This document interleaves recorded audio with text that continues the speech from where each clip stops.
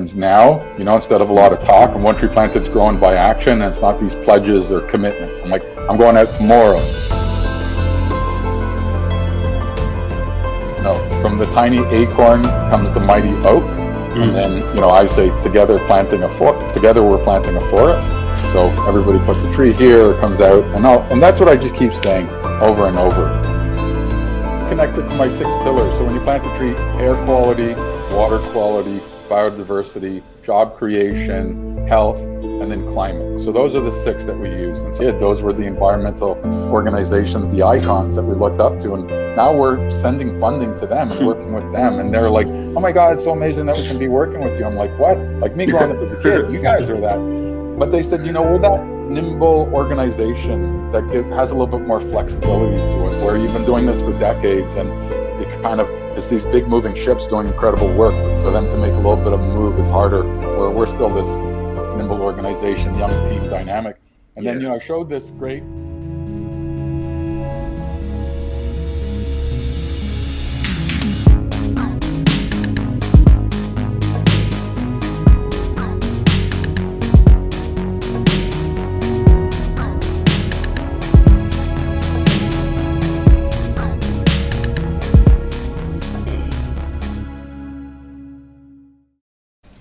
Welcome back to the Creekcast, everybody. Today we have another very special guest, me and my co-host Mariano Huerta here. Just starting off by letting our very special guest introduce himself. Hi, my name's Matt Hill with One Tree Planted. I am the Chief Environmental Evangelist, and we plant trees around the world. Perfect. You heard him. He's the man. So we'll get into some deeper questions right after this little ad break. So see you back in a second. So thank you for listening to our little ad break. And if you clicked off, well, what a shame. So we're going to start off with the questions to get to know you better and all your work. So basically starting off with kind of understanding your beginnings and if you were surrounded by a lot of nature growing up. Not surrounded whatsoever by nature. Grew up in a city. But my undergrad was in political science way back in the day. So I took a lot of classes that really talked about the importance of the environment and the different things that we needed to be aware of. So, I started this basically thinking small little actions collectively can make a difference. So throughout your years, what was your connection with nature? Well, I'm kind of an outdoorsy type of guy. I always like camping, going up to the country and the lakes and just enjoying, the outdoors and feeling like we need to protect this. And everybody's involved in this. And so that was really the connection. But my undergrad just kind of opening up my eyes about the importance. And I'm not an extreme person, but I'm more in moderation, and it's small little things, conscious choices that you can make every day that do make a difference. Yeah, definitely. And it's really interesting that you kind of mentioned that you weren't necessarily surrounded by nature, but you kind of, through your studies, you grew to find the importance of it and how critical it is to take care of the environment. So I was just kind of wondering and curious if you have personally had any experiences feeling the impact of climate change. Well, we all see it, and I think everybody right now with COVID, it's brought to the front of attention for everybody that we need to be doing more for the environment.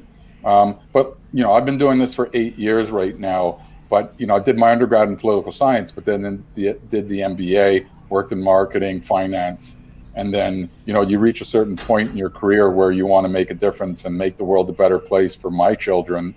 And I just said, hey, I think I'm going to start this charity now. $1 plants one tree. There's so many great organizations around the world doing incredible work. And I think I use my marketing experience to kind of tell these powerful stories on when you donate $10 or $5 and you're planting a tree in India or in Brazil, how it's making an impact. And people, I feel are becoming more desensitized in terms of these issues that are happening. So I tried to make it more inspiring and positive pictures. And, again, together we're planting a forest. Yeah. Do you feel like people are starting to pay more attention to climate change in general? Or, as you said, people simply just start to not care again? Well, you're seeing more and more frequent forest fires, more drought, hasn't rained when it typically does, or it's snowing. or more severe hurricanes. So you're starting to see it yourself and see patterns. Yeah. Yeah, so I think people firsthand, I mean, are just seeing how it's changing in weather patterns. Yeah, I mean, I think it's something that kind of is always present, and we see it on the news every day. And kind of what you mentioned, that you give off with one tree planted, this image of something more positive, and there's an actual change trying to be made. And yeah, I mean, I noticed that when I looked at One Tree Planet and your website and everything that you're doing, it really shows off. Well, it demonstrates really how there are organizations and groups of people who are striving to give a better future, which, as you mentioned, you have kids. So how does that, like, personally, how do you see that, and what do you feel when you think about the future that generations are going to have? I still look at it for the positive way and small little things, and we just need to start making changes in our behavioral patterns now, instead of a lot of talk. And One Tree Planted's growing by action, and it's not these pledges or commitments. I'm like, I'm going out tomorrow and I'm planting 20 trees tomorrow, and I'd rather do 20 trees tomorrow and know I can go out than wait, and then try and find $2,000 or $20,000. And I think that it's small little steps. And I always use the analogy, one base hits, and just get on base. Forget trying to go for the home run, and I'm trying to do a project that's going to do 1,000,000 trees, and you're hoping 2 years it might happen. I can go out tomorrow. So that's the way that I think we've grown. More of a do things in the moment, not wait for it to get better. Yeah, take action. Like, do it now. Yeah. People always just talking. And there's a great expression my friend said, some people hug trees, we plant trees. That's actually a really nice one. People always wait for something big to happen in order for them to do something. And I think it's really important for us to learn that, okay, you can do something now. You don't have to wait. The more you wait, the more harm you're actually doing by not doing anything. And it might be too late, if we wait too long. So small little things. And there's just tons and tons of money out there from the big corporations. And again, I say you don't have to give gazillions of dollars. You could give X amount and see the proof in the pudding. And if you like to see the results, you can continue to grow and scale from there. But, a lot of our growth has happened from individuals. So, young people like yourself that might say, okay, I've got $1, I've got $5, and, we plant in Mexico, we plant in California, we plant in Canada. So they're donating, and we have these pools, these buckets. And, one day we had over 5,000 donations coming in a day, and not one was over $500. So it just shows that small collective amounts that come in. Now we have this pool of money, and that day was it was when the Amazon forest fires were happening. People wanted to help. So now we disperse this funding to these organizations on the ground, and we have an amazing team that identifies great projects doing great work, but then we're making sure that they're really doing what they're supposed to be doing, because you wouldn't want, as a donor, for your hard-earned dollar, whether it's $1 or $10 or $100, it's not being used properly. So as a charity, we really make sure 80% of that money is going to the ground, and we use the 20 cents to just cover our operating expenses, to fly to Brazil, check on the project, meet the partners on the ground, use the drones to kind of go over there, invest more into the drones, let's just say, to analyze the environment and provide more resources and tools to those partners on the ground. So, again, we're just continuing to grow. And I hope, this year our goal is to plant 25 million trees this year. I go back 5-6 years ago, we weren't even planting maybe 50,000 trees. So just to show this incredible growth year over year. Yeah, it's almost exponential. It's amazing, actually. Like, just seeing how much a single actions can go a long way. Yeah, and we keep the message super simple. And I think that's also been another part. Keep it simple, pretty pictures. We're doing videos that kind of explain, the importance of this work and and making it engaging. Because, we've all seen some videos out there, and you kind of turn it off after 1 or 2 minutes because it's kind of not getting to the point fast enough, and they don't get it, or it's too complex, too technical. And that was another part too. A lot of great organizations out there, but I found that they made it way too technical or too gloom and doom. If you don't donate to us now, the world's going to end tomorrow, or very technical. And then people kind of glaze over and they do nothing. So almost blackmailing you into donating. Yeah, guilting you in. Exactly. Yeah. And there's no need to. It's a pretty fair and straight point what you're doing. There's no much. It isn't such a complex topic that you need like a 10-minute video for you to Yeah, understand. And I think just keeping the message simple is more than enough for people to start donating, and totally. we can see it. Yeah. And then I Yeah. organize a lot of tree planting events. And when people come out and they get their hands in the dirt and they're there and they feel involved, and they're like, oh my God, this is amazing. And we give them a One Tree Planted t-shirt and they feel involved, and you're creating a sense of this community. Mm. And they're like, I want to do more. And then, what can we do? And I also, it shouldn't be about money, money, money, like donate. There's so much work that's needed to be done out there. So volunteer here, go to a watershed. You can help with a river cleanup. You can take trash out of a national park. All these things collectively helping with bees, helping with trash, helping with soil quality. And then people really take trees and forests for granted. You don't realize. And when we're planting trees at this one, and then they were talking about how these trees along the stream was cooling the water temperatures, which was helping with the salmon. People didn't kind of connect the dots. Yeah. But by them being there and seeing that and hearing that, they're like, wow. Yeah, I mean, it's kind of what you were saying. Like you build a sense of community, which also allows for it to become a space where people can grow and kind of learn things as well, because you're out there and you're getting your hands dirty, and you're also meeting people who have more experience in this field. So you'll get the chance to really get involved and have the opportunity to understand, like, oh, well, trees aren't just something that are placed as essential because they give oxygen, but they have many functions and they can help in so many different ways, which, I mean, I think it just demonstrates kind of the importance of having these organizations, and the fact that One Tree Planted can bring small groups of people together to really make something bigger, and make it a powerful force to kind of help battle climate change. Totally. And Yeah. then, I connect it to my 6 pillars. So when you plant a tree, air quality, water quality, biodiversity, job creation, health, and then climate. So those are the 6 that we use. And some people are more connected to biodiversity, and I'm donating here and I'm planting a tree in my local community that's helping with a spotted owl or whatever it might be. Or some people are doing it because it's creating a job. We built this nursery, and it's an agroforestry project that's creating, growing fruit trees or nut-bearing trees. And now there's a sustainable livelihood that's being created here. Again, there's different touch points with different people, and that's what's great about it. Yeah. Just moving back a little to the topic of climate change, have you had a personal experience that made you realize how bad it actually is? Or how did you realize how bad climate change is? Not a personal experience, so I could say firsthand where I've had this. Like, I haven't been affected by a California forest fire. I mean, I see that in the news, and but you just know it's happening, right? So, I created this with the 6 pillars, and I just think that, when you put a tree in the ground, there could be disbelievers, because there are disbelievers that climate change is really happening and think it's more of a cyclical thing. But, they connect it knowing that this is helping with soil quality, water quality. I've been hearing more and more in terms of just mental health. And I think that with the COVID thing, mental health is going to be something that's going to be really talked about, coming out of this, right? And it's so therapeutic when you could walk through a forest. Yeah. Right.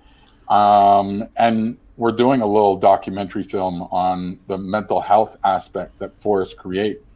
So I'm looking forward to that. And again, I just love talking to guys like you and telling people, like, the environment's an important topic across the board, right? And people can just get involved in a lot of different ways. Yeah. What we can appreciate here more than some other episodes, that we have less of a feeling of doom and gloom, as you said, because it's really important, but we usually have a feeling of total dread, like, oh yeah, the world's ending tomorrow, why are we doing this? And just having this talk is more inspirational, of we can do something right now, even if it's not that big in the grand scheme of things, just trying to help with $1 or going down to the field and actually doing something practical. It's just more hopeful, I would say. Yeah, and you guys can create a movement, and you're creating a ripple effect. So you have lots of listeners, and then, if 1 out of 10 has a takeaway and an aha moment and then does things, you're creating that momentum, right? So these things just add up, and that's what we want at the end of the day, right? Yeah, definitely. And like as you mentioned a bit, the importance of nature and kind of the tranquility that it can bring to people, and how it, at the end of the day, like we evolved to require of nature. Like we're beings that need nature in our system, and trees are essential to that. And it does kind of make me question, like when you work with certain communities, for example, if you're in Brazil, have you had like any experiences that have kind of stuck with you, or stories from people that live really rooted to nature and trees that it really stuck with you? I mean, almost all of them do, and it's like I don't even know where to start with how many great stories there are. But I'll tell you a couple. So, I was at one in British Columbia where this organization needed $32,000 to plant 32,000 trees along this ridge line for a valley because the caribou and the moose were grazing in this valley. But from the last forest fire, it took away that whole ridge line of the trees, and the wolves now had a direct line of sight.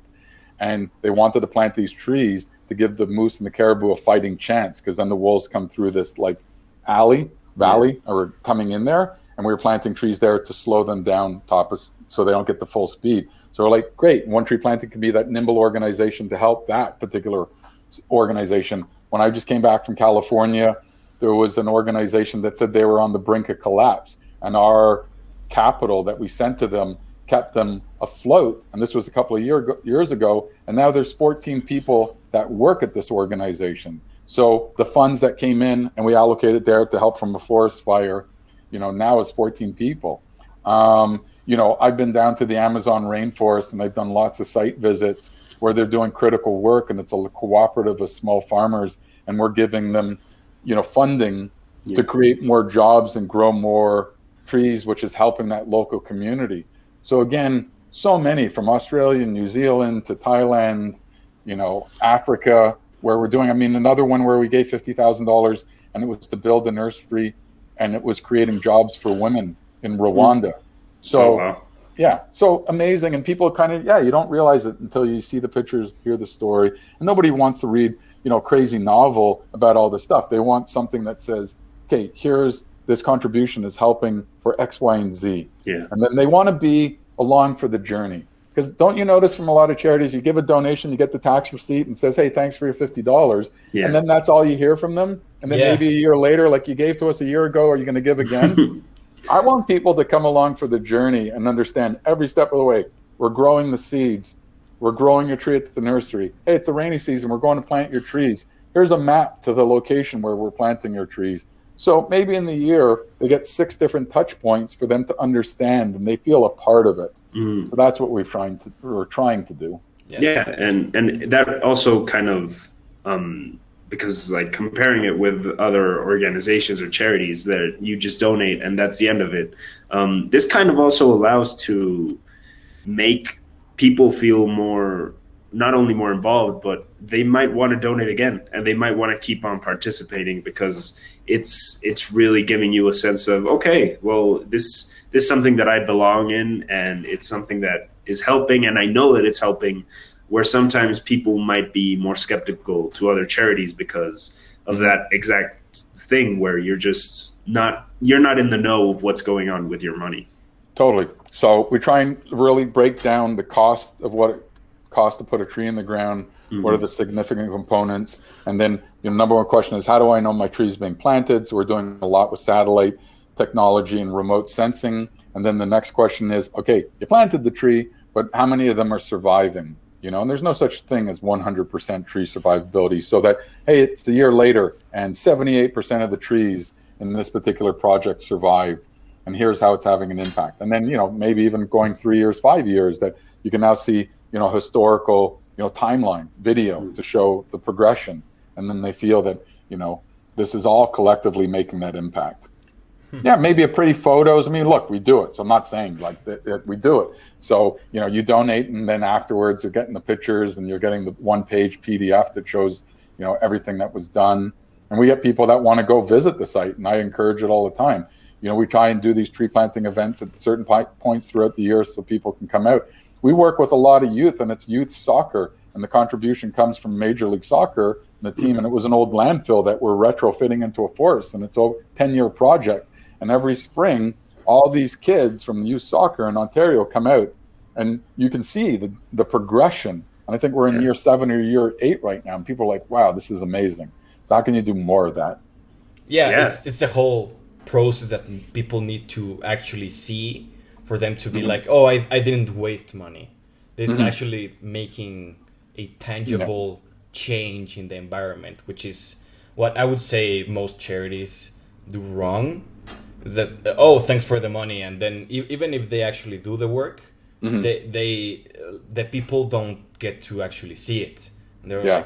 like, people Yeah. only want the instant gratification of Mhm. yeah, I'm a good person, I did it, but they Right. don't stick around, which is the Right. main problem that I would say that it was solved here. Yeah, instant gratification. And look, when you donate, thanks. We really appreciate it. I mean, we can't do Mhm. this without people like you, listeners that are listening. You get the tree certificate, you're involved, you know what's going on, you're getting the photos. But then, we also want to create the sense of what else can I do? Because it's Yeah. beyond just like the trees, right? Volunteer, be a vegetarian for a day. Maybe I use more of an eco, type of car instead of my gas guzzler SUV that most people drive, let's just say. But you kind of point them in the right direction, and you're hoping that people, little by little, change some of their daily habits, buying more Mhm. local, buying more organic, etc. So again, it goes beyond just planting trees. And an interesting stat, and I've known this forever, but it came up in a conversation today, that of the $400 billion given in the United States in philanthropy every year, only 2% goes to the environment. So out of that piece of pie, $400 billion that companies people give, 2% of that goes to the environment. Wow. Yeah. So That. imagine you just increase it by an extra 1% or 2% and to go to 5% of that pie. Now you're, 400 billion. I'm not doing my math skills real quick in my head, but it's a lot of extra funding that can go Yeah, help some it's amazing a lot of projects out there. money. Yeah. Like it's such like people when they think percentages, they don't realize how much 1% can actually do. We actually talked about this on the season 1 finale of how those little percentages matter a lot. So just a little increase, maybe from 2 to 5, that's just such an Yeah. increase in Well, look, an budget. extra 1%, doing my math skills in my head, of 400 billion, 1% would be $4 billion more going to the environment by moving it an extra Yeah. 1%. So a Yeah. lot of great work could be done with $4 billion. Yeah, There's so many great definitely. organizations out there. And look, get you guys to come out to the next tree planting event, because what I also say to some people that have followings and have a reach, you have a voice, right? So it's not saying, hey, write a check for us to do X. I'm like, tell people, and if these people listen to you because they look up to you, you can make a difference. So these are the things that I kind of say to some of the people who have a reach. Oh yeah, Yeah. just to be clear, we don't get money from this. Oh yeah, We yeah, don't yeah, get totally. a And I'm not cent saying that, from but I'm saying this. you have listeners. People are listening to this, right? And Yeah. people at the end are going to say, okay, what? And you're not going to say, hey, go check out One Tree Planted and donate there, because to me, it's never been about the ask. It's like wherever you live in the world and you're listening right now, what are things I can do right now today that make a difference? And you can Google like watershed, local watershed, park cleanup, this and that. They always need volunteers to come out, right? And you're not going to jump on a plane, fly across the world to go to Costa Rica, but there's stuff right there domestically in your backyard that you can do, and they Yeah, Yeah. always need we volunteers. we always try to encourage our listeners to do as much as possible, not only with the environment, we touch on many topics, but yeah, we know the importance of having a voice, which is relatively a low voice, but as much as we can reach, we try Sure. to expand, not only just oh, do this. It's only consider and ask yourself, why are you doing stuff, and do it, Hmm. because you want to help not only the environment, yourself and other people, because you want to, not because someone told you Yeah. to. Yeah. Totally. Yeah. 100%. Spot on. And there's that expression from the mighty. No, from the tiny acorn comes the mighty oak. And Mm. then, I say together we're planting a forest. So everybody puts a tree here, or comes out, and that's what I just keep saying over and over. Yeah, yeah, and kind of what we've been kind of diving into through this episode is that not only are you making a forest, but it's also helping in other avenues. So it's much broader than just Mm, planting a tree and um, helping with reforestation. Because as you mentioned, like you can help communities and you can change the way that the whole natural environment works because of how it's been devastated through the years, or you can help the community to have better education, better knowledge, better in many things, because it's Totally. just the Well, whole, it's kind of a base, as you say. degraded soil quality from illegal mining, whatever it might be. And then we're looking at some tree species that could grow in this poor soil quality, and it's helping enrich, the soil nutrients, etc. It also helps with water quality. So when all these toxins, impurities, trees with the roots and everything. I mean, there's so many fascinating things if you read some books about trees that you just kind of don't realize, soil erosion, flooding that these things help with. So that's why I say, plant trees. People don't realize how important trees are to the environment. Yeah, Yeah, it's a science. You just don't go and just plant any tree wherever. It's like, oh, there's no tree here, so I'm going to plant Yeah. an oak. This is not that Yeah. simple. I No. wish it would be Yeah. that simple, but Totally. it's a whole process that I think people don't get to appreciate. But once you get down there and actually plant a tree yourself, with now you have to get the whole scope on, instead of just thinking that it's as easy as just leaving a seed in the ground and just waiting for it to Mhm. actually grow. Yeah. Doing it right. That's the important thing that I say. It's not just a big number, doing it right, having projects that are going to be successful, not rushing it, right? yeah, So, native tree species, working with the local community, planting the right tree at the right time. So lots goes into it that people don't see. Some people, when they donate to us, they think we're going out tomorrow to plant that tree for them. But I'm like, this is a seasonal thing. We have to collect seeds, grow trees in nurseries, get them distributed to the sites, have the people that are going to plant the trees, and we have to monitor it, take yeah, care of it, right? So lots of steps. yeah. It's definitely a big process, and I'm kind of curious to, because you seem as like a very, somebody that's kind of one step ahead, and that really likes to learn and grow, and kind of understand things better as well. So I'm curious to see what or who has been your biggest inspiration, whether it be professional or personal life. I think charity water just as the first that really set the tone in terms of how charities keep it simple and the messaging and the communication. So a lot of this was definitely looked at charity water, do a great job. But there's so many great organizations out there, like Jane Goodall, WWF. Me growing up as a kid, those were the environmental organizations, the icons that we looked up to. And now we're sending funding to them and working with them. And they're like, oh my God, it's so amazing that we can be working with you. I'm like, what? Like me growing up as a kid, you guys are that.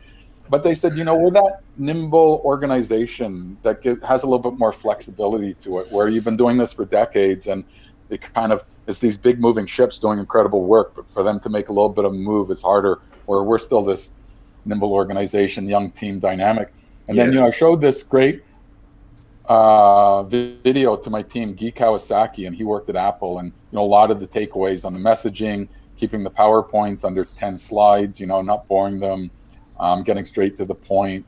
I read a lot of his books and framed a lot of stuff that he said, which I think, and even his title was, he's like a chief, not environmental evangelist, but he was the chief evangelist over at Apple. So when I showed that to the team, my team, I didn't think so many people would be like, oh my God, this is amazing. And then there's this book called Scrum by Sutherland that's just talking about getting stuff done and doing it quickly and being effective and continuous improvement. So yeah, what we're doing today might be working, but I always say to the team, continuous improvement. What's working well now? What's not working so well? What can we do to better the next time? And so right now in this space of reforestation, I'm looking at the monitoring protocols and what can be done better. And like when somebody plants, the satellite technology is still not good enough to kind of get those first 3 years. So the people, the planters in the field, what can we use with tablets or phones that take the pictures, document it, and that we can get real-time data back here, knowing that these projects are happening. So I think in the next 2 to 3 years, you're seeing some really interesting developments and on the technology coming in here. Yeah. Yeah. So now we wanted to ask you for your personal work. What are 3 big landmarks or goals you have for the future? Well, that's a great question, and I'll probably always kind of stick to the same since I started this. To me, the goals it's always been the same for me. Build the brand. That's it, because the numbers will come organically by build the brand. So when people think about tree planting organizations or reforestation, what I want is people to think of one tree planted.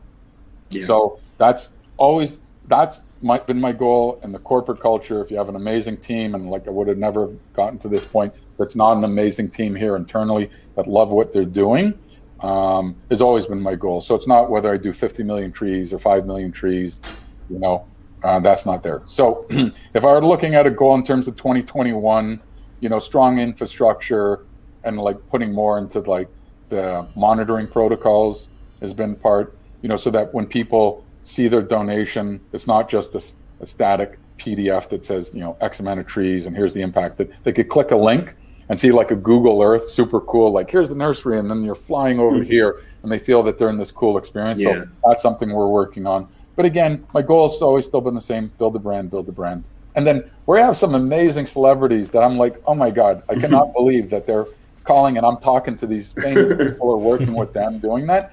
And it's just a testament to like the great work that the entire team's doing here, and hearing it over and over where like, oh, we talked to a bunch of people and people said some great things about you, because you just want to make sure you're doing quality work.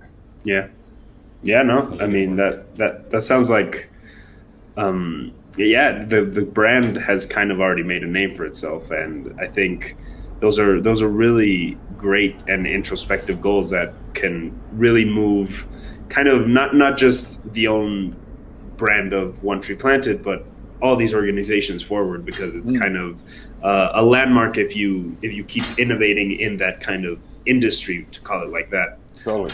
And creating this new benchmark in terms of the way that things can be done. Because it's so true. The way that tree planting has been happening has been the same for decades. Yeah. Nothing's changed, right? So can we do this more efficiently and in better ways? So we're trying to figure that out. And how can you kind of get these people on the sidelines that do want to help the environment, have significant capital, and kind of connect and bridge this so that more could be done? So we've been looking a lot at that. Yeah, definitely. And kind of to close it all out, this is you've already done this basically, but you've left a mark on this world. You've left many trees. You've started this great organization, but in adding on to it, what would you want people to remember you for, and what mark would you want to leave on this world? You'd continue to do just good work out there, and just like to leave a mark. That's just like, hey, working with Matt and One Tree Planted, it's simple, it's easy. They say they're going to do what they say they're going to do, or do what they say they're going to do, etc. Because this is all built upon partnerships and collaboration, right? Mm-hmm. And I think there's so much work that's needed to be done there, that to just continue and be open-minded on the way that we approach this. So, and just treating everybody with the way that you would want to be treated, and just talking to, amazing guys like yourself who are passionate about the environment and want to learn more, and, tell people. And I think together we're all doing this together. Yeah, that's a great mark to leave. Yeah, a great message to leave on. So that's basically the end of the episode. Cool. Thank you so much for coming in. It's been it's been a pleasure. My pleasure. We'll definitely have to look into going when One Tree Planted comes to Mexico again to get involved. 100%. Next time I'm there, I'm going to look you guys up, or if you guys happen to come up into the States or Canada, get you guys to a tree planting event. So I think next Earth Month, where we're going to be doing a big tree planting event in and around San Francisco. So you guys are more than welcome to come up. Yeah, we'll be there. We'll be there. So April 22nd, 2022. See what guys out there. Yeah. Perfect. So great. Thank you everyone for listening and getting this far into the episode. This has been a quick one, a fast-paced one, a really, really great episode all around. Yeah. So this has been the Creekcast, Season 2. Yeah. And thanks for listening. See you back next Monday. Bye-bye.